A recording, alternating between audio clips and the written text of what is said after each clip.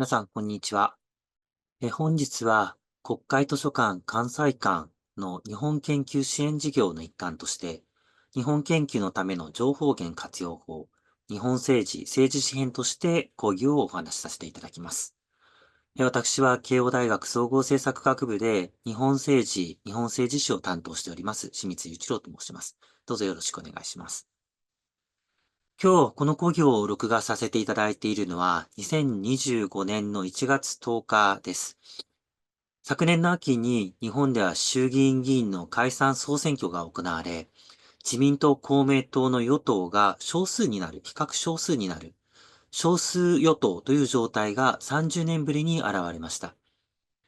そして年末臨時国会において補正予算が成立をし、年が明けたこの2025年の1月、今月の下旬から2025年度4月以降の予算を決める通常国会が始まる。そんなような状況のところにあります。ちょうど今日は金曜日ですので、今週月曜日から日本では新しい年の仕事が始まっているということで、背景にはお雑煮の絵を用いさせていただきました。ではお話の方に入らせていただきたいと思います。まず簡単に自己紹介をさせてください。私は今、慶応大学の総合政策学部というところで、日本政治と日本政治史、あとオーラルヒストリーという方法を使った研究を進めています。学部は慶応大学の法学部政治学科で政治学を歴史的なアプローチのところから学んできました。その後、グリップス政策研究大学院大学のオーラルヒストリープロジェクトで、日本政治の中からオーラルヒストリーによってどのようにして情報を集めていくかということを実践をし、現在は慶応大学の湘南藤沢キャンパス SFC と言われるところで研究と教育を。で、その間、ハーバード大学の来所日本研究所で在外研究。台湾の政治大学日本研究学位学程で日本研究の授業を教えたりということをしてきました。専門としては政治学と、あと歴史学自身については学部で専門を収めたわけではありませんが、歴史学的なアプローチをとっているということで、日本政治史というのが私の専門ということになります。方法としては、特に政治学の中でも制度を中心にしたアプローチ、インスティテューショナリズム、ネオインスティテューショナリズムに入ってくるところですが、それを歴史的に用いた歴史的制度論、ヒストリカルインスティテューショナリズムとオーラルヒストリーメソッドを用いて研究を行っております。主な著書をいくつかご紹介させてください。近代日本の官僚という、日本の官僚がどのようにして日本の近代化の中で政治と行政と制度というものを作り上げてきたかということをまとめたものが、私の現在主張ということになるかと思います。こちらの本は、ちょっと所有の許可をいただけなかったので文字だけになっておりますが、The Origins of Modern Japanese Bureaucracy というタイトルで、現在大阪大学で教鞭を取られているアミンガデミさんの翻訳によって、英語としても出版をさせていただいているところです。で、テキストとして日本政治史というテキストを、これは駒澤大学の村井亮太先生、国際日本文化研究センターの滝和弘先生とともに協調の形で、公表をしています。あと近年ですと、原敬日本の、初の平民宰相と言われる人物ですが、原敬の伝記的な研究であったり、日本政治の中でも、よく、研究の対象とされる事前調査制について、政務調査会と自民党を中心にした研究、それを歴史的にさらに戦前まで遡っていくような研究を協調で行うということをしてきております。では、ここからまずこの講義の全体的な目的について、ご紹介をしていこうと思います。この講義は5つのパートに分けて進んでいきます。まずはじめに、どのようにすれば日本政治研究や日本政治史研究の概要や現在の研究動向をつかむことができるのかということをお話ししたいと思います。これは私が各国の日本研究者、特に日本政治、日本政治史、日本史ですね、の研究者とお話をさせていただく中で、それぞれの国に、それぞれの国の日本研究の流れ、ヒストリオグラフィーというものがあるなというふうに感じたからです。もちろん日本においては日本研究の流れというのがあります。それがアメリカにおいても、ヨーロッパにおいても、アジアにおいても、アジアの中でも中国において、韓国において、台湾において、ベトナムにおいて、フィリピンにおいて、それぞれどのような日本研究が注目を集めるかということは異なっています。そうしたことを前提として踏まえながら、じゃあ日本ではどのような研究動向があるのかということをまず掴んでいただければ、この講義の一つの意味になるんではないかなというふうに考えています。それを、第1点目と第2点目のところに分けながらお話をしていきたいと思います。そして第3点目には、やはり研究をする上では人と人がつながっていくということがとても大事になってくるというふうに思います。そのためにどうすれば日本政治の研究者や日本政治史の研究者を知ることができるか、どうすればつながることができるか、そうしたことをお話をさせていただきたいと思います。で、その次4点目と5点目ということになりますが、これが本来国会図書館さんから求められているお話になるかと思うんですが、日本研究を進めるため、日本政治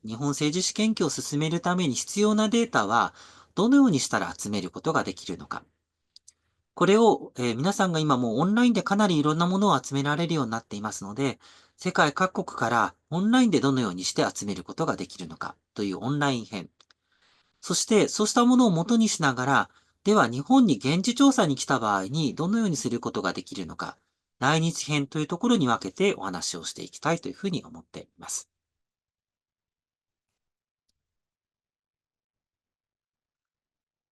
では、まず、日本政治研究の概要をつかむ。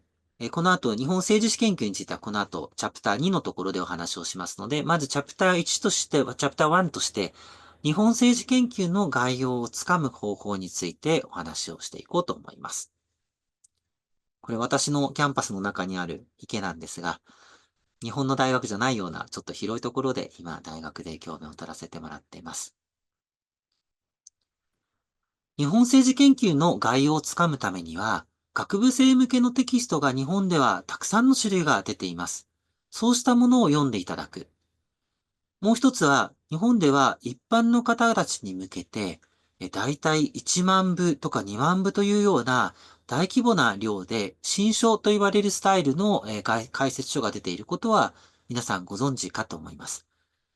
こうしたものが現在数多く出ておりますので、テキストや新書のところから皆さん自身が日本研究の概要をつかんでいただくことが可能になっています。具体的には、例えば政治学ですと、法律政治学の専門の出版社で、有比較という出版社があります。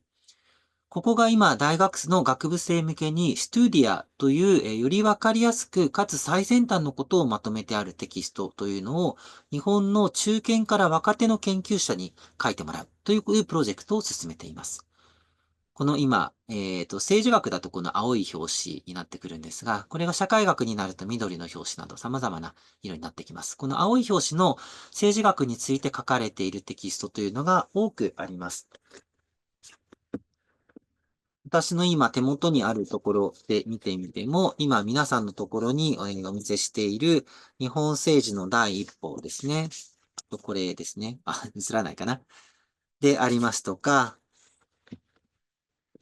先ほど私がご紹介をさせていただいた、私自身も書いている日本政治史。で、さらに、行政学的なところであったりとか、日本の地方自治に関するテキストなども、このレーベルのところから出ています。で、これらは、日本の大学で使われるテキストですので、1学期15回の授業に合わせて、それぞれのパートについて進んでいくという形で、内容が構成をされています。私たちが書きました日本政治史のテキストであれば、まず第1部として近代国家、国際関係の形成というところから、チャプター1で江戸幕府の崩壊と新秩序の模索。チャプター2で近代国家の建設。チャプター3で大日本帝国憲法の制定と議会の解説。そして第2部に入っていくと近代国家国際関係。第3部では現代世界の誕生ということで、第一次世界大戦の頃ですね。そして第4部では、衝動の中の日本と再編ということで、戦中から戦後まで。という形で、展開がされています。そうした形で15ぐらいに分けてあるような形で行っています。そして、新書になりますと、通史的なものというのもいくつか出ています。今、例に挙げさせていただいているのは、中央公論新社から出ている中高新書の新書でありますが、坂谷史郎さんという方が戦後のことを書かれたりしていますし、戦前のことに関しても政治史の新書、外交史の新書というのが出てくる形になっています。同じように、岩波新書にも、中北浩二さんの現代日本の政党デモクラシーですとか、現代日本の政治について、政治史について分かりやすい新書が様々出ておりますし、これは講談社ですね。講談社の現代新書からは、特に、現代のものが多くなっていますが、政治学についての、現代政治についての様々な分析が出ています。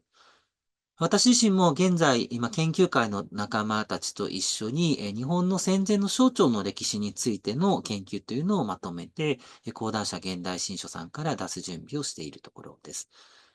そうしたものを参照していただけますと、日本の学部の大学生のレベルのところで、現在の研究動向がどうなっているかということを整理しながら、最新の研究動向と研究者の名前、そこのところに必要になってくる概念ということを掴んでいただくことが、比較的、短い時間の中で、よりわかりやすくできることができるかなっていうふうに考えます。では2点目で、日本政治史の研究概要のつかみ方についてお話をしたいと思います。同じようにテキスト一般向けの新書というのが、おすすめになってきます。先ほどご紹介させていただいた日本政治史有比較のストゥディアのテキストでありますとか、中央公論新社からは日本の近代というシリーズが、これは15巻ですね。で、シリーズとして出ています。で、同じように、岩波新書からは、シリーズ日本近現代史ということで、こちらは全10巻のシリーズが出ていますし、最近、千曲新書さんが、明治史講義、大正史講義、昭和史講義といった形で、それぞれの時代ごとのテーマ史というのを出してくださっています。これは平成史までもありますし、例えば平成デモクラシー史のような形で出されているものというのもありますので、ご自身の専門とされたい時代に合わせて、この千曲新書の、何々史講義というものを見ていただくということもできるかと思います。英語のものも一つ紹介をしておきたいと思います。こちらは、JICA の理事長を務めていらっしゃいます、東京大学名誉教授の北岡真一先生が書かれた日本政治史というテキスト、それを英語に翻訳した The Political History of Modern Japan という本です。日本語の時から非常に定評の高いテキストです。戦前から戦後に関しての日本政治がよくつかめるものですが、これは今ラウトリッチから英語でもになっており、英語で手に取ることができます。こうしたものを見ていただいて、日本政治史の概要をつかんでいただくことが可能になってくると思います。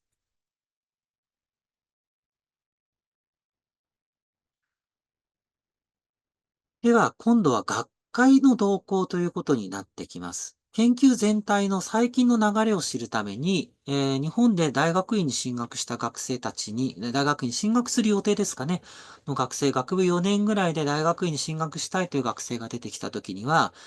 自分がこれから所属をするであろう学会の学会誌に載っている研究動向を読んでくださいということが多くの分野で言われています。これは政治学、日本政治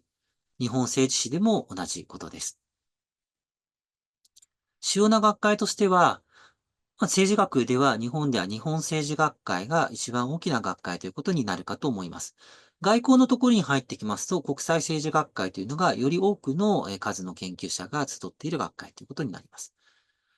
で、この日本の政治学における研究動向は、同学会が発行している、ジャーナル、年俸政治学のところに、学会動向、この学会はこのアソシエーションの学会ではなくて、世界の方の学会になりますが、学会動向という形で毎年、その前年度にあった研究の紹介というのが丹念に行われています。で、こうしたものを日本の大学院生であれば10年分読みなさいというふうに言うんですが、5年分読むと大方のトレンドというのはつかむことができるんではないかなというふうに思います。同じように、日本政治史ということになりますと、史学会が出しております史学雑誌の毎年の5月号に、2023年の歴史学会、2024年の歴史学会ということで、前年の歴史学会の動向が、やはり同じように、どのような研究があったかということの紹介で進みます。解雇と展望というサブタイトルがついていますので、日本の研究者たちは略して回転という、今年の回転はそろそろ出るかなというようなことを言ったりしています。数多くの研究者が丹念に前年に出された研究を読んでまとめてくれていますので、これを見ることによって動向をつかむことが比較的手軽にできるということになります。そして近年では、特にその中でも論点になっている、論争点になっているものというのをまとめた書籍というのも出てきています。こちらですね。現物、今、写真も上げていますが、現物こちらに映らないかな映りました。ありますが、論点日本史学というミネルヴァ書房さんが出されているものですが、これは近代だけには限りません。古代のところから近現代のところまで、非常に多くの見開きで2ページで大体論じられていますが、近代史だけで限ってみても、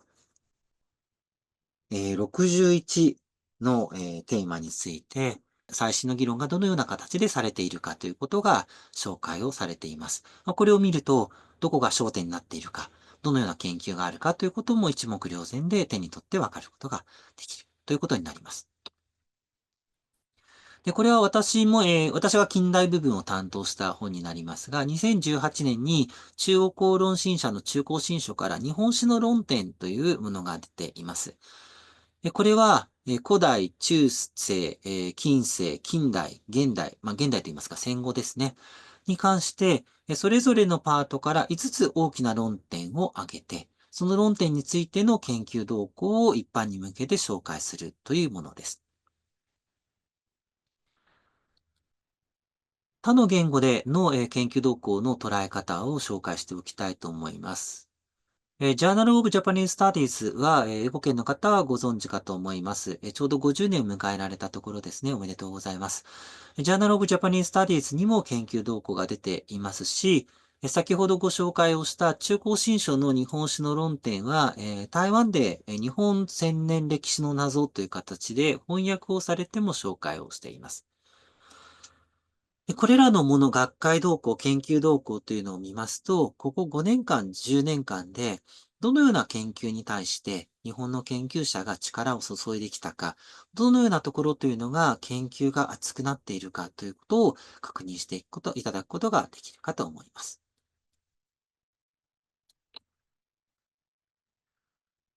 もう一つ、英文のレファレンスブックもおそらくこの関係で必要になってくるかと思います。これは日本における日本研究というよりは、英語圏における日本研究の動向を示すということにもつながってくるかと思います。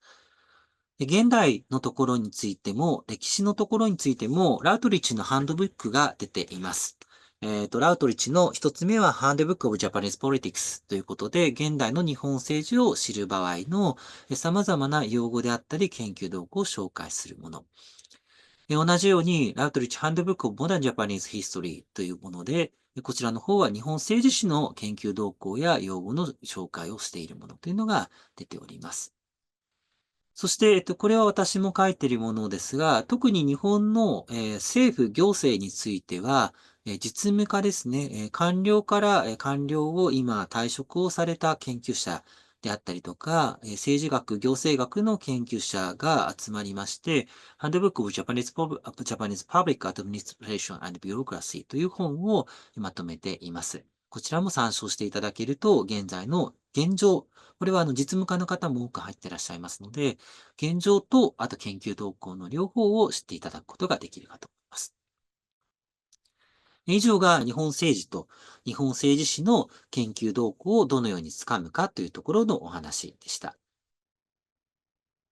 では次の3点目のところに入っていきたいと思います。研究を続ける上で、とても重要となるのが、人と人のつながりであるというふうに私は考えております。私たち日本にいる日本研究者も、できるだけ世界で活躍されている日本研究者、若手のこれから研究を進めていこうというふうにされている研究者の方をとつながって受け入れていって、より良い研究をしていくお手伝いをしたいというふうに考えています。ただこういうことをしていますと、どうしてもそうした経験がある研究者のところに多くのアクセスがあったり、世界各国の日本研究者とつながりがある日本研究者のところにコンタクトが集中をするという問題があります。もちろんそれもいいことなんですが、やはりご自身の研究と最も近い研究者とつながるということが大事になってくると思います。かつては人の紹介でないとそういうことができなかったわけですが、現在はウェブサイトであったりオンラインのところでかなり多くの情報を得て、その研究者とつながるきっかけ入り口というのも手にすることができるわけです。ただ、コネクションがあるということで、全く異なる専門の研究者とつながるよりも、実際に自分の研究と近いところの研究者とつながっていく。そうしたことが、よりこれからの日本研究の発展につながっていくのではないかというふうに考えています。そうした観点から、このチャプター3のところでは、日本政治や日本政治史の研究者をどのようにすれば知ってつながることができるのかということをお話ししていきたい、ご紹介していきたいというふうに思います。そのためには、研究者を知るにはもちろん、アカデミアであったりとか、様々なリサーチの、研究者を知るツールというのがあるんですが、日本の研究者の中でも、そうしたツールを使っていない方というのが多くいらっしゃいます。それは英語の壁ということももちろん出てくるわけですね。しかし皆さんは、むしろ日本語ができることによって、この英語の壁の向こう側にいる日本研究者、優れた日本人の日本研究者とつながることをできる能力専門性をお持ちなわけです。その場合には、日本の研究者に特化した、サイトを使っていくということが有効になっていくかと思います。そこでご紹介したいのが、日本の研究者であれば、ほぼほぼ全員の方がというふうに言っていいと思いますが、登録をしている、このリサーチマップというサイトを使っていただくのがよろしいかと思います。今から実際にそのサイトを使ってご覧に入れていきたいと思います。こちらですね、researchmap.jp というのがこちらのサイトになりますが、これは、業績管理をもっと簡単にと書いてありますが、研究者がどのような研究をしているかということを一般の方にも見ていただいて、還元をしていくということで作られているサイトになります。日本の多くの大学がこのリサーチマップに自分の情報を登録するということを促しているというものです。それぞれの分野の最新の研究動向というのもここから知ることもできるんですが、まずは今回の目的である研究者を探すということをしていこうと思います。こちらですね、研究者を探すのタグのところから、研究者を探すのところをプルダウンをして入ってください。今、日本語で、お届けしていますが、英語で、サーチをすることというのもできます。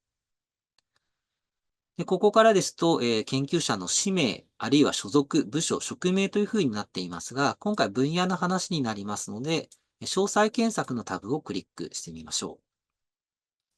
う。そうすると、この中で大分類というものがあります。そして、それに伴う小分類というものが出てきます。大分類で私たちが関わってくるというところは、人文社会の分野になりますね。人文社会をクリックして指定しましょう。で、小分類では、様々ありますが、今回は政治学ということになってくると思います。日本史のところも関わってくるかもしれませんが、政治学になってくると思いますので、政治学を指定をしてみましょう。これで検索をかけてみます。そうすると、今ここで上がっているのが全部で3032人ということになりますね。これをゆるゆるゆるゆる見ていくということも、可能かなということは思いますが、様々な研究者のお名前が上がっていて、クリックしていくと、それぞれの研究者のところに入っていくことができるというふうになります。ちょっと少し戻してみましょうね。そうなんです。このリサーチマップ、たまにこの赤い×が出てしまうことがあって、その場合には再読み込みをすると、問題なくいけます。政治史、日本政治史ですので、日本政治史で、検索をかけていく。かからないですね。困りました。じゃあ、研究キーワードで日本政治史にしましょうか。これでかなり絞ることができるかなというふうに思います。多くの研究者の方が出ていらっしゃいますが、ちょっと他の方を使ってしまうのは申し訳ないので、私のところにと思うんですが、私が出てきませんね。困りました。じゃあ、あら、えーと、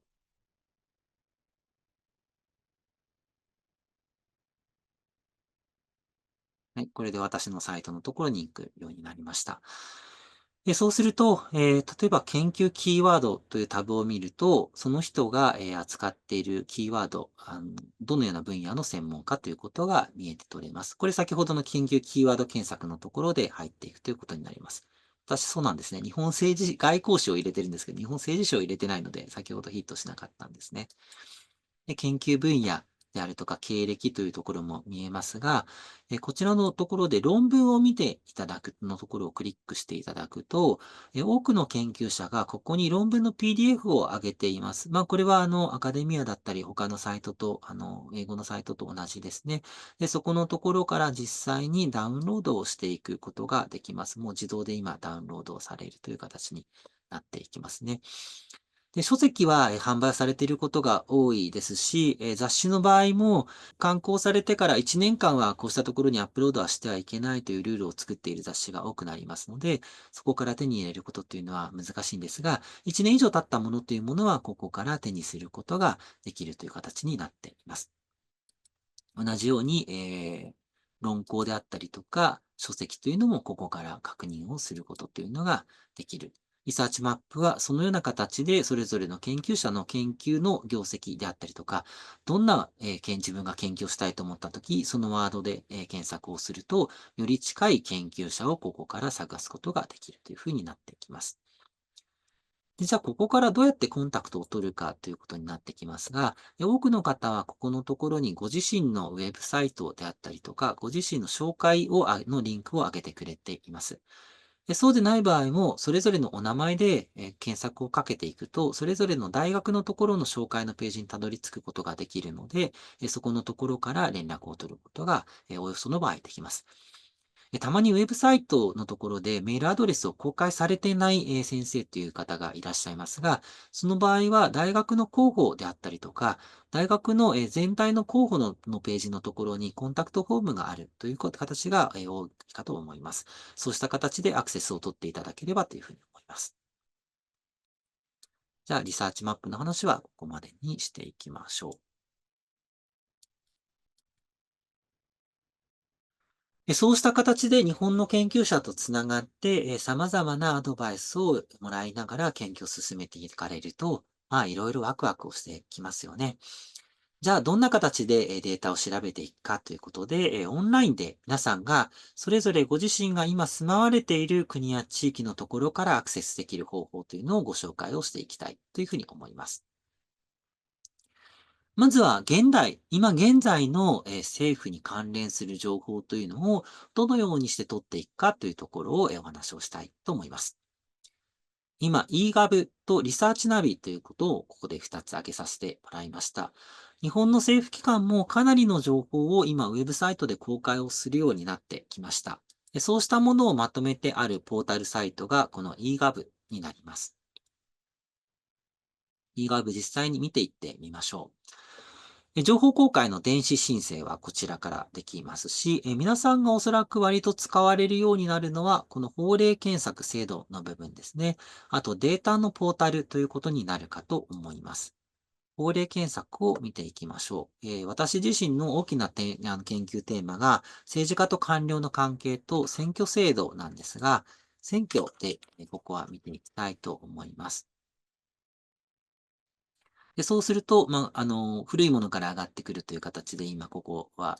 法令番号になっていますので、古いものから上がってくるということになりますが、公職選挙法をそのまま見ることができたりとか、そこのところに、ぶら下がってくるものですね。さらに細かなもの、法律というのをここから実際にチェックをしていくことができます。このような形になっているわけですね。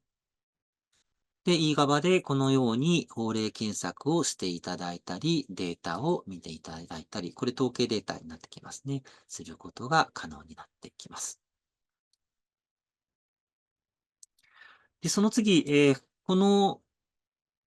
今皆さんにお届けをしている、講義は国会図書館からご依頼をいただいているものですが、日本の国会図書館今かなり力を入れて、リサーチナビというこちらのサイトを作ってくれています。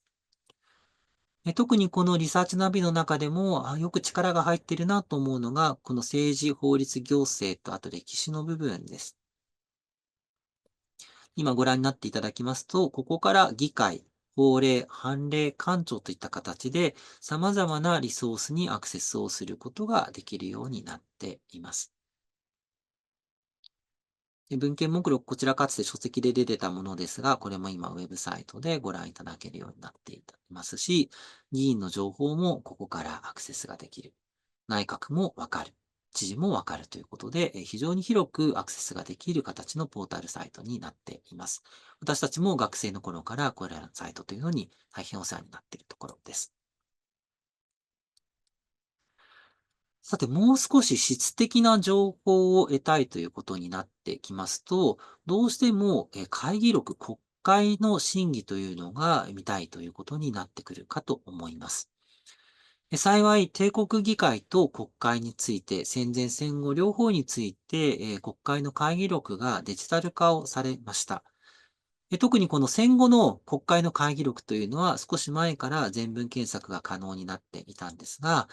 これ去年ですね、戦前の帝国議会の会議録についても、完全にデジタル化をされて検索することが可能になってきました。少しこちら扱ってみましょう。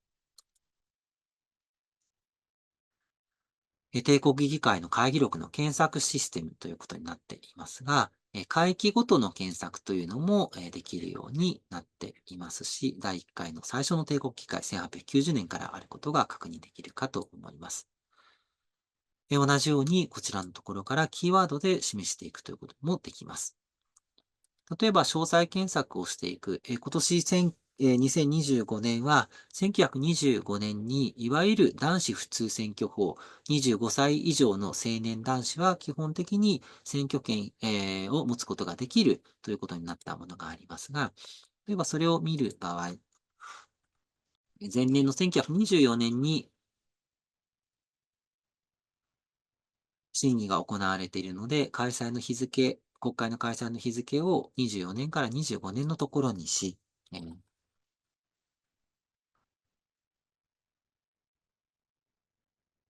衆議院議員選挙法という形で引いていきます。で、そうすると、これは今、会議の年順のところで、新しい順になっていると思いますので、古い年順にしてみると、最初のところからどのような形で審議が行われたかっていうのが分かってくるわけです。まず本会議で話がされた後に、委員会のところに行って、そして委員会のところからまた本会議に戻ってくるということが確認できるかと思います。PDF で実際の当時の官報における議事録を見ることもできるんですが、おそらく便利なのは、せっかく今回できたテキスト版、デジタルテキスト版ということになろうかと思います。そうすると、こちらの方で今検索した単語がそのままヒットしてくるものというのがどこにあるかということが出てきて取れるわけです。こちらのところから見て研究を進めていく。で、当然すでにもうデジタルテキストになっていますが、こちらを使って、テキストアナリシスを、内容分析をしていくということもすでに可能になっています。ちょうど去年この帝国議会のデータベースができたときに、私は旧ツイッターですね。こちらの方で、戦前のこの日本政治史に研究上の革命が訪れたというふうに投稿をしましたが、もう、戦前もデジタルテキストのデジタル分析をするところの範疇に入ってくるというところの象徴的な出来事であったなというふうに思います。さて、ではこのような形で政府の情報や議会の情報ということが、ものが集めることができるということですが、今度行政の情報について、特に歴史的なものについて見ていきたいと思います。歴史的公文書と呼ばれるものは、皆さんご承知かと思いますが、東京の竹橋にある国立公文書館、ナショナルアーカイブの方で、ご覧いただくことができますが、こちらが今非常に優れたデジタルアーカイブのシステムを提供をしてくれています。そして、外交や、軍事の部分も入ってくるということになりますと、外務省の外交資料館と、防衛省の戦史資料室のデータも合わせている、このアジア歴史資料センターを使うことができるようになっています。では、国立公文書館の方から、実際にサイトを使いながら見ていくようにしましょう。国立公文書館のこちらがトップページ、archives.go.jp ということになりますが、こちらのところの所蔵資料の欄からデジタルアーカイブに入ってみましょう。では、先ほどと同じように、選挙。検索の仕方は日本でも、日本語圏でも、英語圏でも、どちらの言語圏でも同じです。先ほどは衆議院議員選挙法というふうに分かりやすくして引きましたが、そうするとどうしてもその選挙法に限ったものしか出てこないということになるわけですね。なので、まずは選挙という言葉で引いて、その後にノット検索をしていくということが、基本的なことになってくると思います。で、今こちらが、国立公文書館のデジタルアーカイブの検索結果ということになります。選挙で引いてみると、今6843件出てきますね。で、様々なものが上がってきています。で、この閲覧というタブをクリックすると、実際の画像に行くことができて、そこのところからそれぞれのページを見ていくことができるようになっています。では先ほどと同じように、今から100年前の、衆議院議員選挙区、男子普通選挙のところを見ていくということにしましょう。その場合は、もうこれ検索画面の、結果の画面の一番上にこの絞り込みのウィンドウが出てきますので、こちらの方で今、年で絞り込みをかけていくというふうにしました。1924年から制定された25年までというところで検索をしていきます。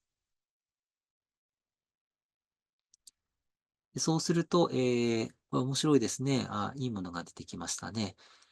フランスの人口増加政策の一環としての家族選挙制など、ちょっとその衆議院議員選挙法では引けないものというのがいろいろ出てきている。選挙当選訴訟の判決の原本などもあるようです。では、この衆議院議員総選挙の件というのを見てみましょう。公文類従というグループなど、これ階層になってますね。資料としては公文類従という群の第48編大正13年のところの、ということがお分かりいただけるかと思います。で、見ていただきますと、これは閣議の最後の決定のところの書類ですね。それぞれの大臣の顔、サインが入っていて、でそこのところから証書の案というのが出てきているよというのがわかるということになります。でこうした形で行政に関する公文書というのが、内閣、各省というのが、入っているというのが、この国立公文書館のデジタルアーカイブということになります。で、同じような歴史資料センターのものも見てみましょ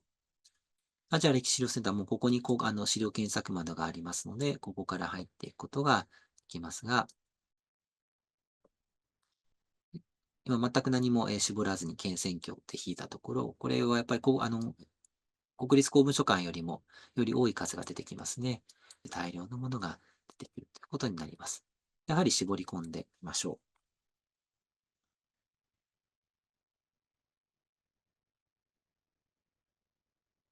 外務省の資料が出てくるといいかなと思いましたが、大体公文書館の資料のところが上がってきているようですね。57ページまであるので、ちょっと最後のところに行ってみましょうか。最後まで行くと、面白いものも出てきますね。フーバー研究所にあるような資料というのも、ここのところからアクセスができるということがご覧いただけるかと思います。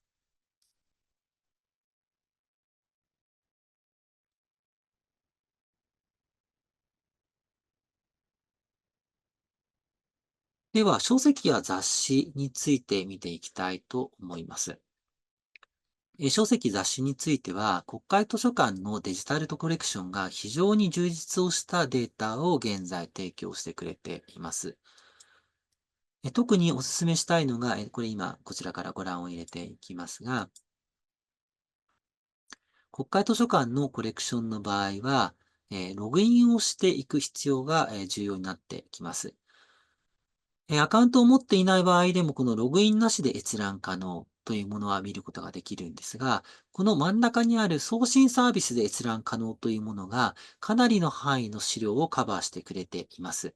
ですので、日本にいらっしゃった際ということになるかと思いますが、ご自身のアカウントを作成されて、そのアカウントで入っていただくということが良いかと思います。では、実際に今からログインもしていってみましょう。ここにアカウントを入れて、ログインをしていきたいと思います。そうすると、まずこのキーワード検索のところから入っていくということもそのままできるんですが、これだとかなりの量が出てくるということになりますので、詳細検索のところから入っていきましょう。英語もこちらありますので、英語の方が良いという方は英語の方で使っていただければと思います。そうすると、著者名で引くこともできますし、本のタイトルで引くこともできますし、キーワードで引くこともできる。では、選挙で引き、かつ、先ほどの1924年から、制定後いろいろ議論があるかと見られるような気がしますので、先ほどは制定、された25年のところまで、していましたが、じゃあ今回26年まで取ってみて、検索をかけてみましょう。こちらご覧いただいてわかるように、図書だけでなく雑誌や新聞というのもこの検索の範囲に入ってきている。で、これ後ほどご紹介しますが、個人資料を集めている検制資料というところにも検索をかけられるというのが、このサイトの大きな強みになっています。検索をかけてみますと、衆議院議員事務局が出している、選挙法のものから、選挙大学、星はじめ、星製薬を作った、人物、実業家で、かつ、衆議院議員にもなったという人物ですね。彼が出している選挙大学というのものも見える。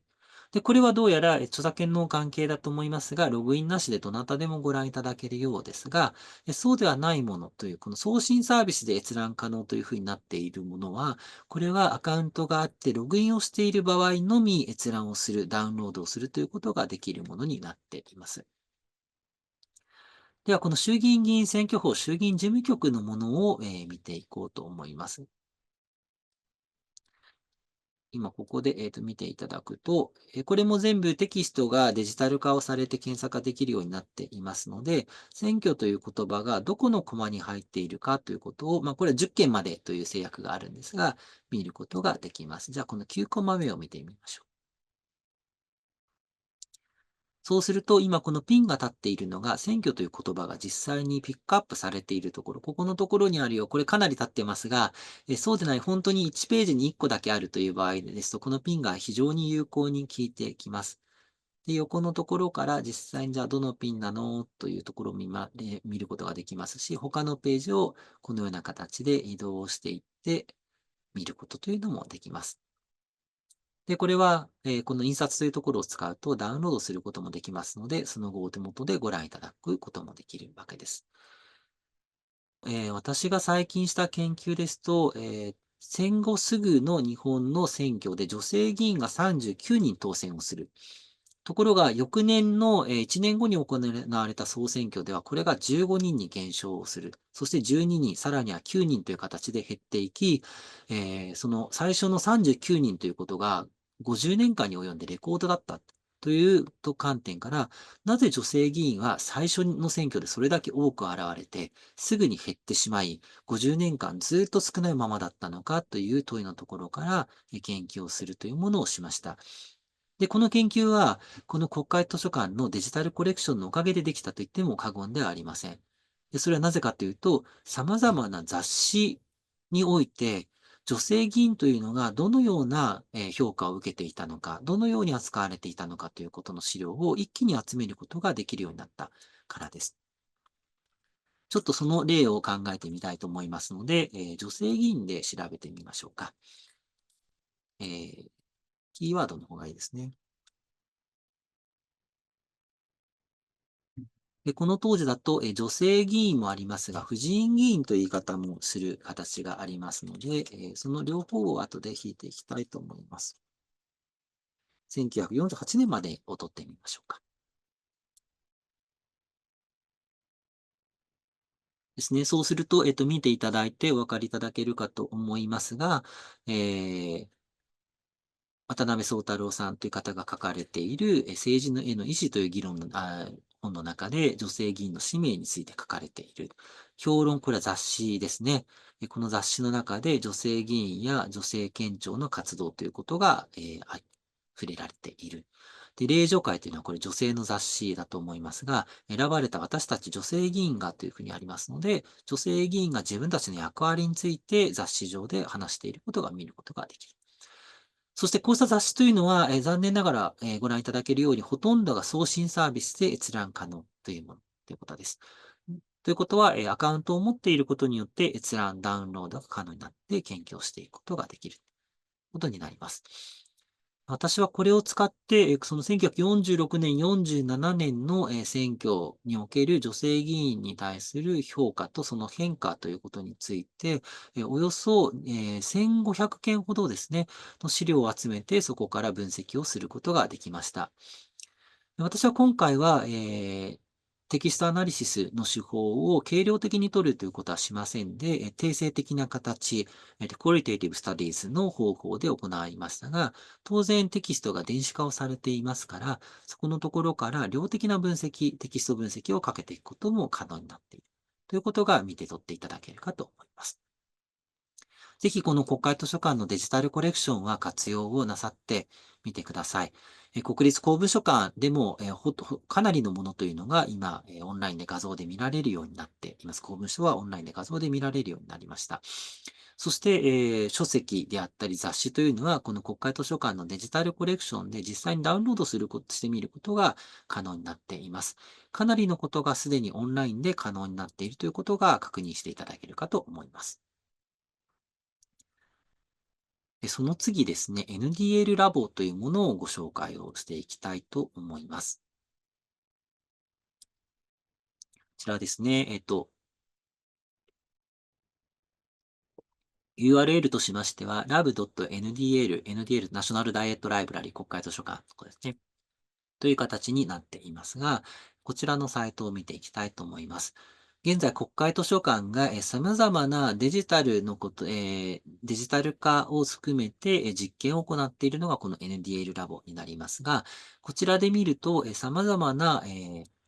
特に視覚化ですかね、を中心にして、新しいインスピレーションを私たちが得られるようになっています。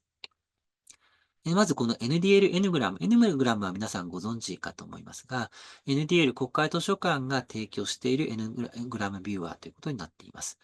国会図書館の所蔵していて、かつデジタル化がされているこちらに書かれている資料の中で、ある言葉がどのような形で現れているかということをグラフにしてみることができる。それでは先ほどの女性議員ですね。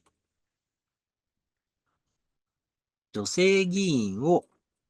がどれぐらい言葉として現れてきているのかということを見てみましょ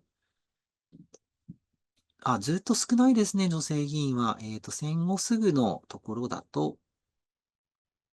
6件、7件。はい、女性という言葉、女性議員という言葉ではなかなか出てこない。女性議員、婦人議員と言われずに女性議員という言葉になってくるのが80年代からというふうに見て取ることもできますかね。後ろの方はあまりデータがない、ところになってきますので、大体このあたり、2000年あたりのところまでをご覧いただければということになってきます。じゃあ、これ婦人議員にしてみましょうか。やはり出ますね。婦人議員にすると、戦後すぐのところで山がある。ここ何人でしょうかね。ちょっとポイント当ててみましょう。48年のところで229件のデータがあると。そしてその後少し関心がなくなるのですが、56年のところでどうも高い関心を集めているようです。そうすると、56年婦人議員をめぐって何か議論があったのだ。じゃあそれはどういうことなんだろう。67年にももう一つ山がある。これはどういうことなんだろう。76年。83年。そうしたところにも山がある。これはどういうことなんだろう。そこに絞って見ていくことができるようになるわけですね。で、このような形で今ご覧いただけたかと思いますが、クリックをすると先ほどの国会デジタルのところに飛んでくれます。もう一度やってみますね。56年を、なんかここに1016件婦人議員という記事があるらしいぞ。何が起こってるんだろう。ということで、今のところをクリックすると、1956年の出版年のところで、婦人議員という、検索で出てくるものが、どのようなものがあるのかというのが出てくる。あ、そっか、婦人議員大会というのがあるんだな。婦人議員軍になるような形。人数は少ないはずなんだけど、この時期何かが起こっている。衆参婦人議員だ。あ、婦人議員がグループを作って、議員団を作って行動しているんだ。こういうことが見ていてくるということになりますね。私は今、世襲議員の研究をしているんですが、世襲でもこれはすでに論文に書いているのですが、世襲についても同じように、研究をしてみました。そうすると、世襲議員がやはり急に関心を集めてくるところというのがいくつか出てくるんですね。で、そうしたところを見ていくと、何が話をされているんだろうというところで、見ていくことができる。で、戦前のこの世襲議員というのが、どうも貴族院の世襲議員について議論が盛んであった1936年ですね。ということが見えてくるので、じゃあそこから勉強してみようという入り口がここでつかめるわけです。これが NDLN グラムの話でした。そして同じような形で、次世代デジタルライブラリというのも同じような形で私たちには非常に有効に検索をすることができます。画像を入れて検索、似たような画像がどれかないかということを検索していくこともできますし、全文から検索をしていくこともできます。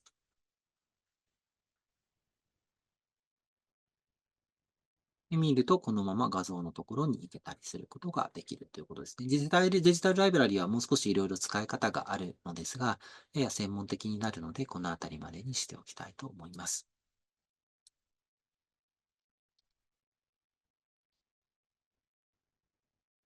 あと最後に、こちら、外部のものですので、ちょっと、画面をお見せすることが難しいのですが、雑作プラスというものをお話をしておきたいと思います。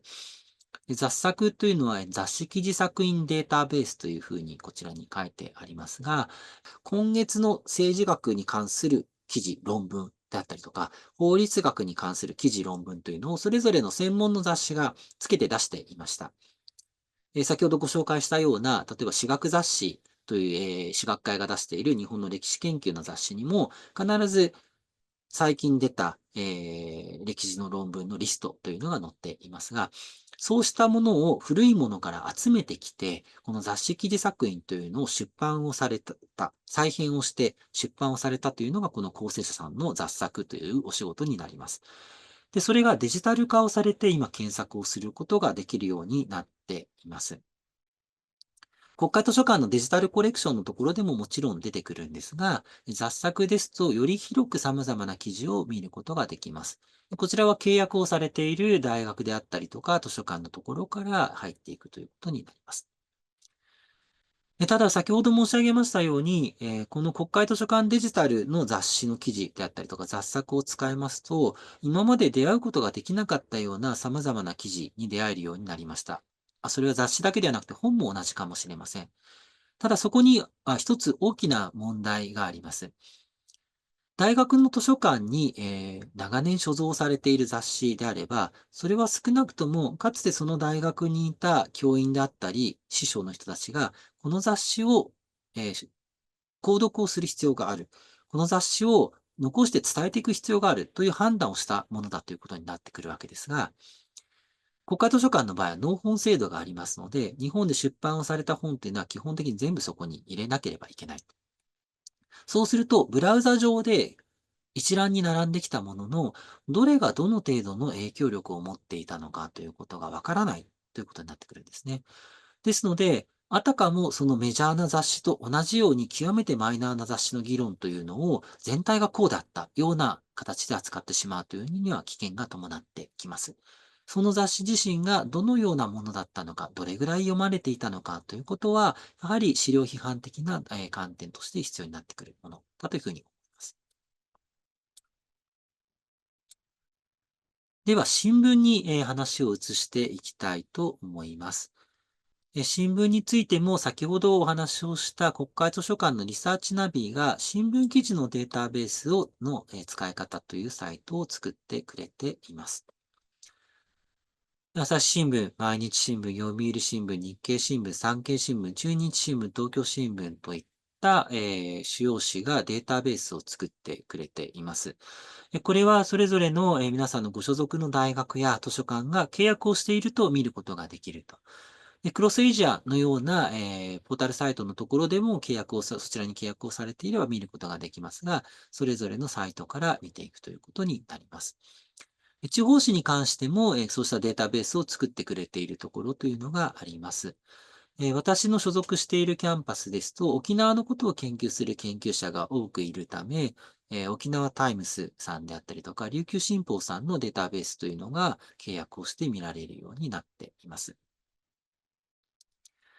で、同じように、古い、明治や大正期の新聞についても、国会図書館のリサーチナビの方で、明治大正の新聞記事を調べるそのための方法というのが書かれていますので、参照していただけると良いかなというふうに思います。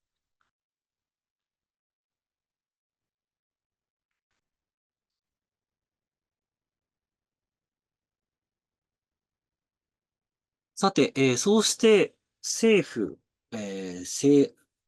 議会、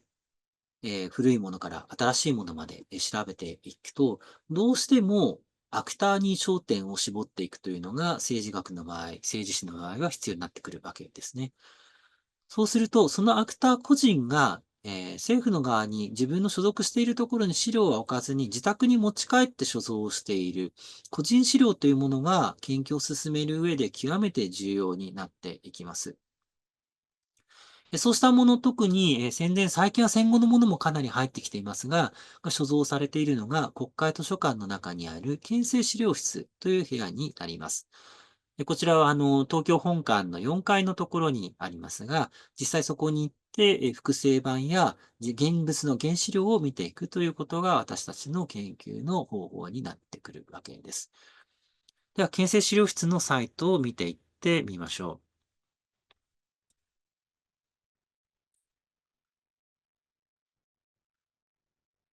こちら見てみますと、デジタル化されていて、国会図書館のデジタルコレクションに入っているものというのもすでにたくさんあるんですが、この文書群一覧、ハイライトつけてくれてありますね。親切ですね。を見ていきましょう。で、そうすると、こうした形で、あから50音順で非常に数多くの個人コレクションがここにまとめられているということをご覧いただけるかと思います。誰にしましょうかね。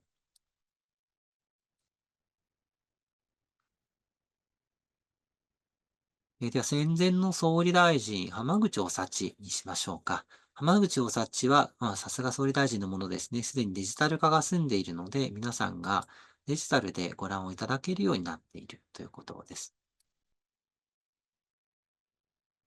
先ほどのデジタルのところに行きました。日記がもうログインしないで見ることができるんですね。綺麗な想定の日記、東洋日記のところに、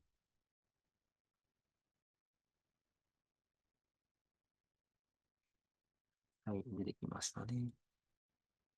管律のところで少し拡大してみましょうか。1月1日ですね。晴朗晴れていてとても良い天気であったと。比較的暖気暖かかったということが書かれていますね。こうしたものから当時の天気を見ること。もう昭和期なので、天気については公式の記録、気象台の記録もたくさん残っている時になりますが、こうしたものから見ることもできます。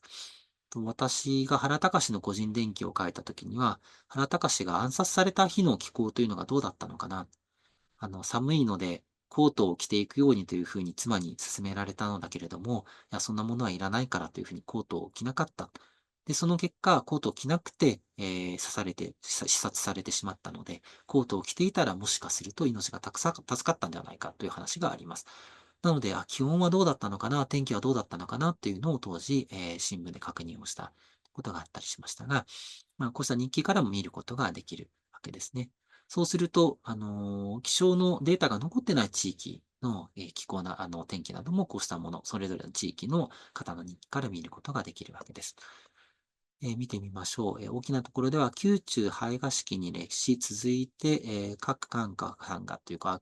というふうに書いてありますので、参賀を受けたということですね。各官下参賀ですが、天皇のところに対して、様々な官僚や政治家が、参拝をした、年始の挨拶に行ったということになるかと思います。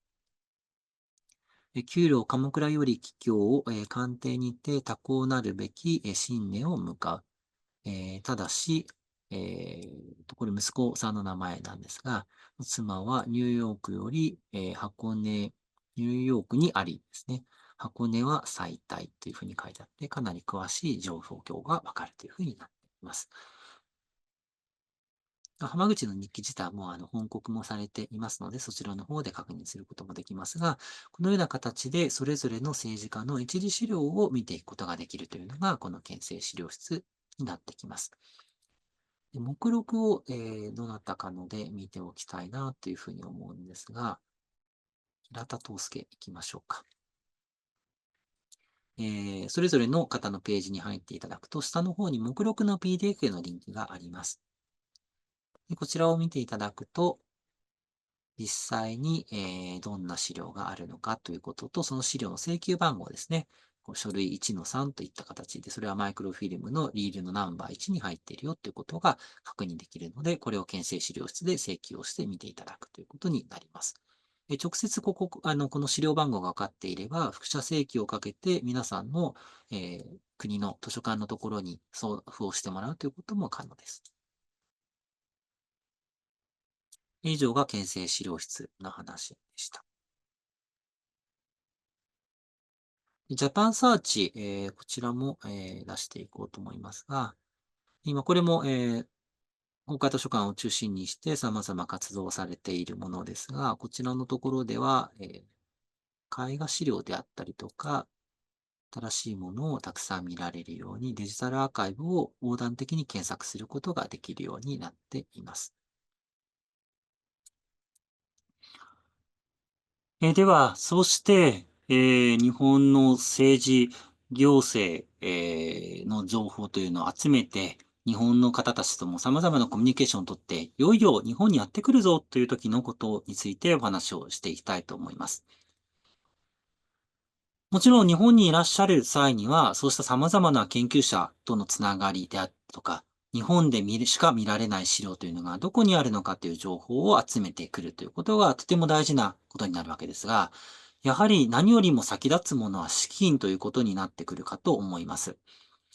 で、そのために、皆さんがご存知な資金、様々な、国際交流基金をはじめとした助成金、政府の留学というのはあると思いますが、それ以外にも、日本の様々な機関であったり、自治体であったり、企業であったり、そうしたところが研究のための助成金や留学のための奨学金というのを出してくれています。で、それらは、こちらに今挙げた女性財団センターというところになりますが、の検索システムを使って調べることができるようになっています。ぜひ活用していただければと思います。で、研究者に関しては、先ほどお話をしたリサーチマップで。で、資料について、もう一つ、来日される時のことを前提にしながら踏み込んだご紹介をできればと思います。で、一つが、この専門図書館協議会というウェブサイトがありますが、日本には様々な分野に特化をした資料館であるとか、博物館であるとか、図書館というのが存在をしています。つまり、皆さんが関心のある研究テーマにぴったりの専門図書館があれば、そこに行くと大量の資料があり、そこに行くとそのことについて非常に詳しい司書、専門家の方というのがいらっしゃり、研究を進めることができるわけです。ですので、まずこの専門図書館のところを見て、専門図書館協議会さんのウェブサイトを見て、ご自身の専門に近い専門図書館というのがないかということを確認していただければというふうに思います。私のところの学生も、こうしたアプローチをよく取るんですが、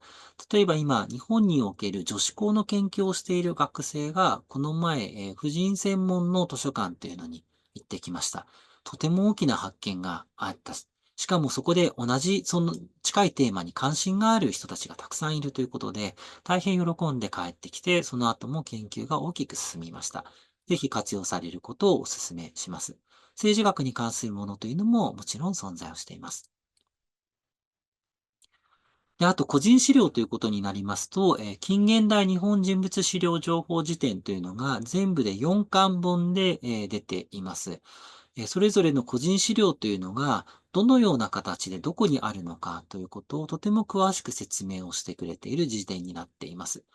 私自身も、4項目か5項目、こちらの中に執筆をしたことがありますが、本人自身が持っていた原資料、いわゆる関係文書ですね。だけではなく、例えばその人が書いた本にはどのようなものがあるのか、その人が関わっていた雑誌にはどのようなものがあるのか、その人にまつわる研究にはどのようなものがあるのかということを人物ごとに示してくれており、大変有効です。多くの政治家官僚の人物資料情報がこの本には収められています。で、最後ですね。人のつながり、そしてその研究をということになると、もちろん発表するということになっていきます。ジャーナルはそれぞれ皆さんご自身の戦略でご自身が出したいところ、読んでいただきたいところの人たちの、いらっしゃるジャーナルというところに出していくということになるかと思いますが、学会はどこでやってみても面白いです。ヨーロッパの学会で発表を行えば、ヨーロッパの研究者の人たちが関心があるところからのコメントが来ますし、アジアの学会で発表すると、アジアの方々が関心を持っている観点からコメントをもらうことができます。ぜひ様々な国際学会に行って、多くの世界の日本研究者とつながっていただければ面白いんではないかなというふうに思います。いくつかあります。EAJS、EACJS、AAS、AAS リージョナルというところが大きなところになってくるかなというふうに思います。EAJS は、ヨーロッパを中心にして行われている日本研究者の、学会ですが、こちらには、例えばその政治学、国際政治のセッションであるとか、歴史学のセッションであるとか、文化人類学のセッションであるとか、分野ごとに様々なセッションが立っています。前回、今この後ろに挙げてある写真がそうですね、ベルギーのゲントで行われた2023年の大会には、1500人ほどの日本研究者が、ヨーロッパはもちろん、日本、アメリカ、アジア各地から、集まってきて、非常に、深い交流をすることができました。で、EAGS の大会は3年に1回行われているんですが、その間に日本で開催をすることもありまして、今年2025年の9月には、日本の東北大学で開催をされることが決定をしており、今、コールフォーペーパーがかかっているところです。EAGS にはもともと政治学のセッションはありませんでした。ですので、日本政治の、セッション、日本政治の研究というのは、歴史学のセッションの中で行われていることというのがずっと続いていました。ところが、2011年のタリン大会ですね。その時から政治経済学のセッションができ、で、現在は政治学国際政治のセッションというのが、多くそのところで当たっています。質的な研究、歴史的な研究、アプローチの研究をする方がいらっしゃるのはもちろん、近年では軽量分析であったり、理論的な分析をする研究者というのも多く報告をしていますし、そうした政治学の分野ですね、歴史的なアプローチだけではない政治学の分野からの日本研究者というのも数多く、特にゲントの大会では多くの方にお目にかかることができました。この EAGS の枠組みがとても素晴らしいということで、それに近いものを東アジアでも作ろうというふうにしてできたのが、名前も似ている EACJS というものになります。East Asian Consortium of Japanese Studies という名前からも明らかなように、日本研究を東アジアでしているグループ、もしくは機関が自分たちのセッションを出すという形で、会が行われています。韓国、中国、日本、台湾という順番で開催をしていきまして、これが2巡しました。去年のこの2024年の秋の大会で2巡をして、今年から3巡目、第9回は韓国でまた行われるという形で進められています。こちらも歴史学の方もたくさんいらっしゃいますが、政治学も非常に増えてきておりますし、そもそも発起人になられていたのが、ソウル国立大学のパクチョルヒさん、今、韓国の駐日大使をされていますが、ということもあり、政治学のセッションというのも盛んに行われています。私自身も、今年の東アジア日本研究者協議会では、韓国の先生と台湾の先生と、3人で、日本の自民党のレジリエンスがどうなっているのかというテーマで報告をさせていただき、こちらは、大会全体で450人の参加者というお話でしたが、私たちのセッションにも、40人を超える50人ぐらいだったと思いますが、参加者の方たちがお越しいただいて議論することができました。で、AAS は極めて大規模な学会ですが、アジア研究ですね。で、この中でも日本研究、日本政治の、発表というのはよく行われていますが、ちょっと今回許諾をいただけなかったので、ホームページの写真の方が出ていませんが、AAS にはリージョナルと言われる地域ごとの小さなグループがあります。で、この中には日本のグループ ASCJ というふうに名乗られていますが、日本のグループがあり、ここはだいたい毎年6月に東京にあるどこかの大学で研究大会を開催するという形になっています。英語話者の日本研究者の方が多く集まる非常に興味深い学会になっています。こうしたところに行きますと、世界各地のそれぞれそのアプローチや問題関心が少しずつ異なる日本研究者と交流をすることができますし、その先には共同研究であったり比較研究の可能性というのも大きく広がってくるかと思います。日本の学会にもぜひ参加していただければなというふうに思います。これは日本史研究会が龍谷大学、京都ですね、開かれた時の、私伺った時の写真ですが、政治学であれば、日本政治学会がありますし、それ以外にも、例えば行政学の日本行政学会、選挙研究の日本選挙学会、公共政策パブリックポリシーを扱っている日本公共政策学会、比較のところが大重点になる比較政治学会など様々な学会があります。歴史学では史学会であったりとか、この写真の会場であった日本史研究会など、やはり様々な学会があるわけです。で、多くの日本の学会では、年末から年始にかけてコールフォーペーパーが行われており、で、日本政治学会は、毎年だいたい9月の末から10月の初め、日本行政学会と日本選挙学会はだいたい毎年の5月、日本公共政策学会は毎年6月に大会が開かれています。で、それぞれ、ジャーナルもあります。で私学会は、毎年11月の上旬ですね、に、研究大会が開かれています。でそうした大きい大会の学会というのももちろんいいんですが、小規模な学会というのも、研究会ですね、もう様々日本の中では行われています。私自身も、様々な大学の研究者が集まって横でつながることをしたいということで、日本の近現代についての研究の発表をする内務省研究会という研究会を、四半世紀前になりますが、当時大学院生の仲間たちでいろんな大学で集まって作って、こちらの会は、もう幹事はもっと若い方に引き継ぎましたが、現在も続いています。それ以外にも、学会と研究会の中間になりますが、例えば、メディア史について研究をするメディア史研究会であったりとか、様々な研究会があります。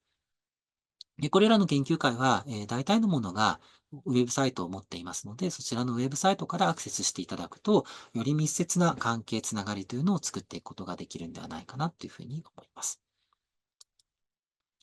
予定だいたい60分というふうに伺っていたんですが、ちょっとかなり長いところになってしまいました。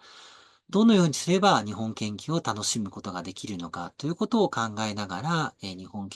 の研究の情報の活用法という形でお話をさせていただいたつもりです。皆さんの日本研究がこれからより、広がり、つながり、楽しいものになっていくことを、期待しています。ぜひまたどこかで皆さんに会える日を楽しみにしています。どうもご清聴いただきましてありがとうございました。